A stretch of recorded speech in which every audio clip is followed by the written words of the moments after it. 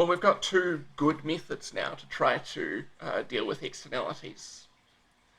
Which one should we use? Taxes and subsidies or a tradable rights approach? Well, it turns out that the answer here depends on what we know. If we know the value of the externality, then we should use taxes. And the reason for that shouldn't be too tricky. When we were trying to figure out how big of a tax to use, all that we needed to know was the size of the externality. And if we match the size of the externality to the tax, then we've solved this problem.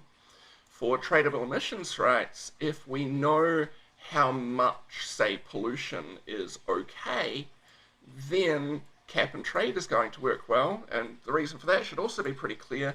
Cap and trade fixes the amount of pollution. And so if we know how much pollution is ideal, then cap and trade is going to be a great choice. Cap and trade has a couple of other advantages that economists really like. For one, it provides additional incentives to avoid doing the harmful activity.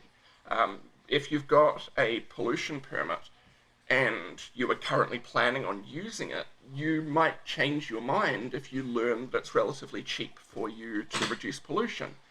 And so then you get a benefit from reducing pollution in that you get to sell your emissions right.